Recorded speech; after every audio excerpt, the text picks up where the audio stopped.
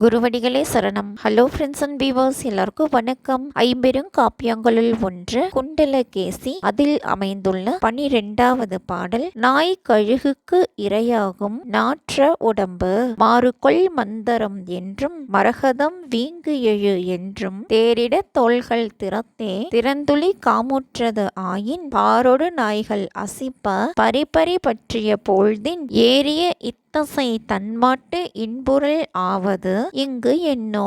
மாறுகொள் அப்படின்னா வெற்றி கொள்ளும், பழிக்கும் அப்படின்னும் எடுத்துக்கலாம். மந்தரமலை அப்படின்னா உயர்ந்த மலை, தேவர்கள் பார்க்கடலை கடைய மத்தாக நின்ற மலை. மரகதம் அப்படின்னா ஒளிமிக்க கல், வீங்கு எழு அப்படின்னா உயர்ந்தோங்கி நிற்கும், திறம் அப்படின்னா தன்மை, திறந்துளி அப்படின்னா தன்மையை எண்ணி, காமுற்று அப்படின்னா விரும்பி, பாரு அப்படின்னா பருந்து, கழுகுன்னு எடுத்துக்கலாம். அசைத்தல் அப்படின்னா அழித்தல், பரிப்பரி அப்படின்னா பற்றி இழுக்க, ஏறிய அப்படின்னா உயர்வாக உவமித்து சொல்லப்பட்ட தசைனா உடம்பு, தன்மாட்டு அப்படின்னா அதனிடம், என்னோ அப்படின்னா எப்படியோ அப்படின்னு அர்த்தம். மந்திரமலைக்கு ஒப்பானவை என்றும் ஒளியும் அழகும் மிக்க மரகத மணி தூணுக்கு இணையானவை என்றும் ஆடவரின் தோள்கள் உவமிக்கப்படுகின்றன.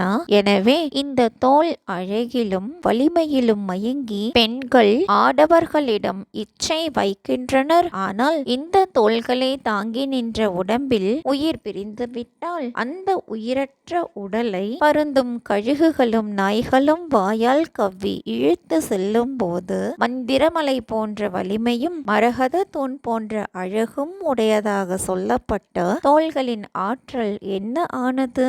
எங்கே போனது? ஒரு பயனும் இல்லாது கிடந்ததல்லவா? இப்படிப்பட்ட தசை உடம்பின் மீது ஆசை வைத்து இன்பம் அடைய நினைப்பது சரியா? இது மனிதர்களுக்கு புரியாதது ஏனோ?